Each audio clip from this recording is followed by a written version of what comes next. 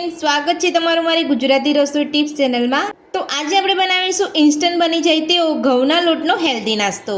તો ચાલો આપણે બનાવવાનું શરૂ કરીએ। તો ઘઉંના લોટનો હેલ્ધી નાસ્તો બનાવવા માટે આપણે 2 વાટકી ઘઉંનો લોટ લીધો છે।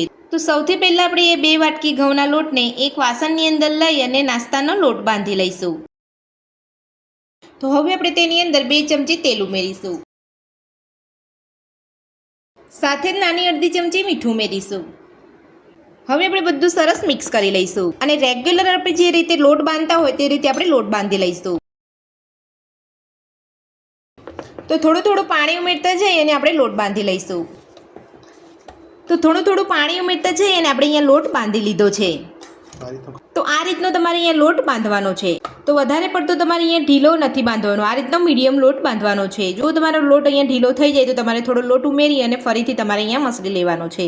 તો નાસ્તાનો લોટ આપણો બંધાઈને તૈયાર છે। તો હવે આપણે તેને ઢાંકીને સાઈડ પર રાખી લઈશું। તો હવે આપણે નાસ્તાનો મસાલો બનાવીશું। તો નાસ્તાનો મસાલો બનાવવા માટે મેં અહીંયા 3 ડુંગળી લીધી છે। તો ડુંગળીની ઉપરની છાલ કાઢી નાખી છે। તો હવે આપણે ડુંગળીને લાંબી સાઈઝની અંદર કટ કરી લઈશું। તો આ રીતે તમારે લાંબી સાઈઝમાં ડુંગળીને કટ કરી લેવાની છે। તો બધી ડુંગળી આપણે અહીંયા કટ કરી લીધી છે। તો હવે આપણે ડુંગળીને હલકી ફ્રાય કરીશું। તો ડુંગળીને ફ્રાય કરવા માટે મેં અહીંયા ગેસ ઉપર એક પેન રાખ્યું છે, તેની અંદર 3 મોટી ચમચી જેટલું તેલ ઉમેરીશું। તેલને ગરમ થવા દઈશું। તો તેલ આપણું અહીંયા ગરમ થઈ ગયું છે। તો હવે આપણે તેની અંદર નાની અડધી ચમચી જેટલી રાઈ ઉમેરીશું, સાથે જ નાની અડધી ચમચી જેટલું જીરું ઉમેરીશું, 2 ચપટી જેટલી હિંગ ઉમેરીશું, ઝીણા સમારેલા લીલા મરચાં ઉમેરીશું। તો મરચાંનું પ્રમાણ તમે તમારા ટેસ્ટ પ્રમાણે વધતું ઓછું કરી શકો છો।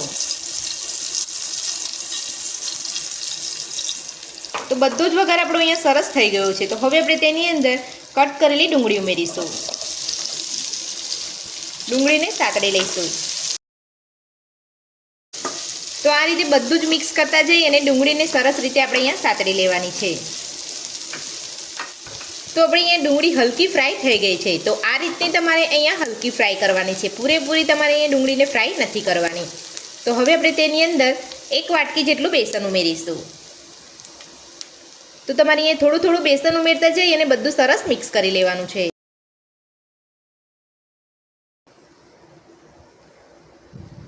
તો ગેસની મીડિયમ ફ્લેમ પર જ તમારે અહીંયા બેસનને સાતળવાનું છે ડુંગળી સાથે।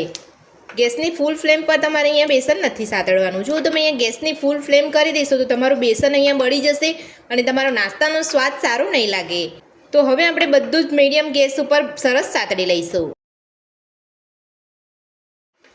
તો બધું જ આપણે અહીંયા ગેસની મીડિયમ ફ્લેમ પર આપણે અહીંયા શેકી લીધું છે। તો આ રીતનું બેસન ઉમેર્યા પછી મને 3 થી 4 મિનિટ જેટલો સમય લાગ્યો છે।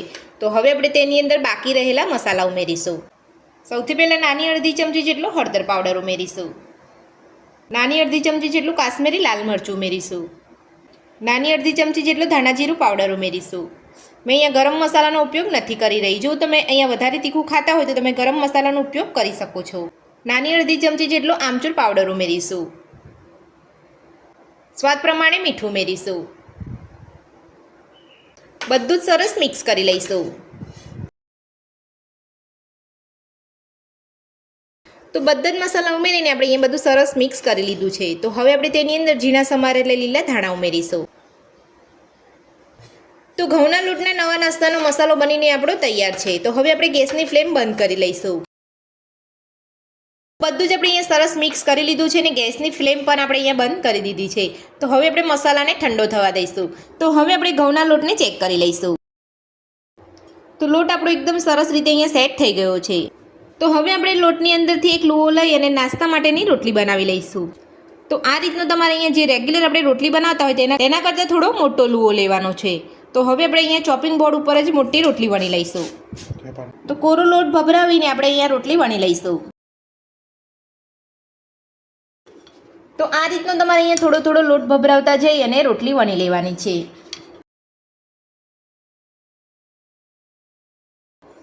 તો આટલી સાઈઝની આપણે બધા લોટની અંદરથી રોટલી વણી લઈશું। તો મોટી આપણે અહીંયા 4 રોટલી વણી લીધી છે ને આપણે અહીંયા એક પાટલા ઉપર રાખી છે। તો હવે આપણે મસાલો પણ ઠંડો થઈ ગયો છે। તો આપણે રોટલી ઉપર પાથરી લઈશું। તો આ રીતે તમારે મસાલાને રોટલી ઉપર લઈ લેવાનો છે.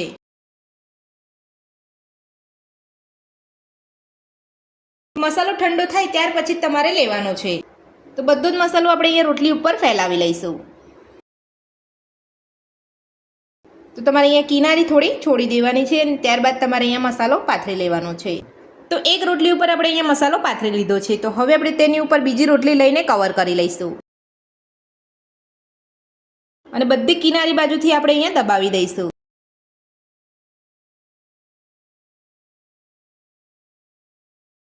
તો મસાલાની ઉપર રોટલી લઈ અને આપણે અહીંયા કિનારીને કવર કરી લીધી છે. તો હવે આપણે તેની ઉપર ઘઉંનો લોટ ભભરાવી અને હલકી આપણે વણી લઈશું.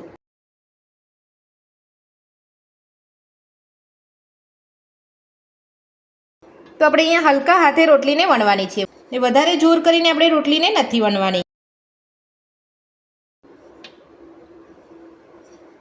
તો રોટલીને આપણે વણી લીધી છે. તો હવે આપણે કટ કરી લઈશું.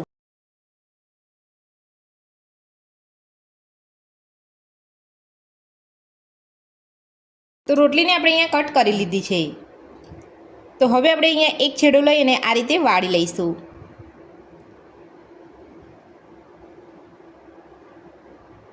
બીજી બાજુ કટ કરેલું છે તેની ઉપર લઈ અને હળવે હાથે આપણે આ રીતે બીજા રોલને પણ આપણે વાળી લઈશું.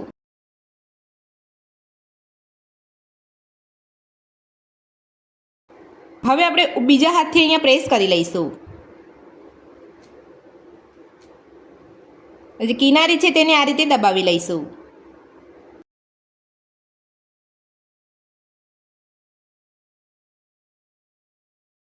હવે આપણે એને સાઈડ પર રાખીશું અને એ જ રીતે આપણે અહીંયા બીજી બાજુ પણ વાળી લઈશું. હાથની મદદથી આપણે પ્રેસ કરી લઈશું. તો આ કિનારીને આપણે અહીંયા દબાવી દેવાની છે એટલે અહીંયા આપણો જે નાસ્તો છે એ છૂટો ના પડી જાય. અને આ રીતે દબાવીને આપણે અહીંયા એક લુવા જેવું બનાવી લેવાનું છે.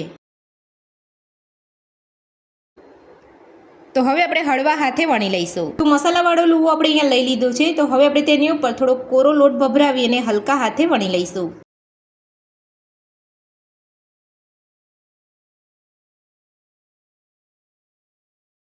તો મેં અહીંયા હલકા હાથે આપણે અહીંયા વણતા જઈએ અને તમે જોઈ શકો છો એકદમ સરસ અહીંયા નાસ્તો આપણે અહીંયા વણી લીધો છે. તો હવે આપણે તેને શેકી લઈશું. તો નાસ્તાને શેકવા માટે મેં અહીંયા ગેસ ઉપર એક તવો રાખ્યો છે અને તવો આપણો અહીંયા સરસ ગરમ થઈ ગયો છે. તો હવે આપણે તેની ઉપર તેલ લગાવી લઈશું અને નાસ્તો લઈ અને આપણે શેકી લઈશું. ફરીથી આપણે નાસ્તાની બધી બાજુ તેલ લગાવી લઈશું અને ગેસની મીડિયમ ફ્લેમ પર આપણે નાસ્તાને એકદમ સરસ રીતે બંને બાજુ શેકી લઈશું.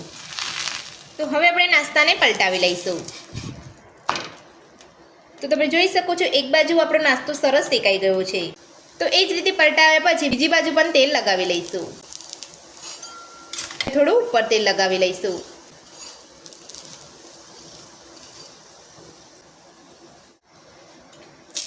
હવે આપણે પલટાવીને ચેક કરી લઈશું. ઉપર થોડું તેલ લગાવી લઈશું. તો બીજી બાજુ પણ આપણો નાસ્તો એકદમ સરસ રીતે શેકાઈ ગયો છે. તો આ જ રીતે આપણે બધો નાસ્તો બનાવી લઈશું. તો ઘઉંના લોટનો હેલ્ધી અને ટેસ્ટી નાસ્તો બનીને તૈયાર છે અને આપણે એક ડીશની અંદર સર્વ પણ કરી લીધો છે. તો ઘઉંના લોટનો નવો નાસ્તો બનાવવાની રીત તમને મારી કેવી લાગી મને કોમેન્ટ બોક્સમાં જરૂરથી જણાવજો. આ રીતે ઘરે એકવાર બનાવવાનું જરૂરથી ટ્રાય કરજો.